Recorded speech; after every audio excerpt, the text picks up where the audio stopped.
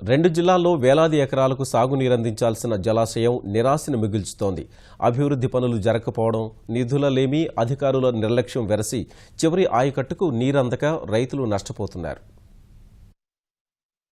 విశాఖ, తూర్పుగోదావరి జిల్లాల్లో సుమారు 52,000 ఎకరాలకు తాండవ జలాశయం నీరందిస్తోంది. నాతవరం, కోటవురట్ల, పాయకరావుపేట, నర్సీపట్నం, కోటనందూరు, రౌతులపూడి, తుని మండలాల్లోని 72 గ్రామాల్లో సాగు భూములు తాండవ జలాశయంపై ఆధారపడి ఉన్నాయి.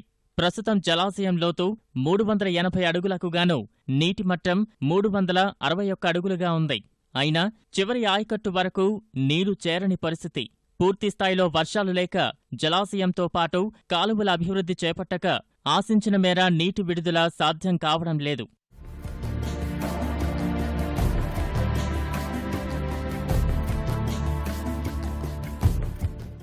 గత ప్రభుత్వ హయాంలో తాండవ జలాశయం అభివృద్ధికి 55 కోట్ల రూపాయలు విడుదలయ్యాయి.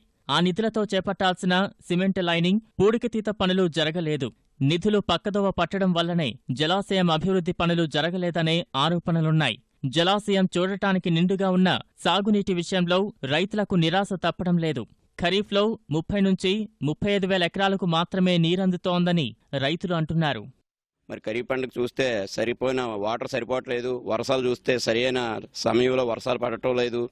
కాబట్టి దీని మీద ప్రభుత్వం ప్రత్యేక దృష్టి పెట్టి కృష్ణా జలాలు కానీ లేకపోతే ఏరేరు కాలువ నీరు కానీ దీనికి అనుసంధానం చేస్తే బాగుంటుందని చెప్పేసి రైతుల తరపున నేను కోరడం జరుగుతుంది.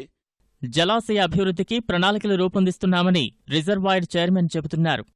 తాండవ ప్రాజెక్టు లీకేజీలు అరికట్టడం గురించి కానీ, అలాగే సాడిల్లో లీకేజీలు కానీ పూర్తిగా అరికట్టాం. తాండవాన్ని మళ్ళీ అభివృద్ధి పథంలో తీసుకెళ్లిన ఉద్దేశం మీద 10 కోట్ల రూపాయలు సిల్ట్ తీయడం కోసం, తాండవ లోపున తీయడం కోసం కూడా ప్రతిపాదన కూడా పంపించాం సీఎం గారికి. మరి ఈ పరిస్థితి మనకి ఈ నీటి చెట్టు కార్యక్రమం ఉండడం వల్ల కాలువలు కానీ అలాగే చెరువులు కానీ బాగు చేసుకున్నాం.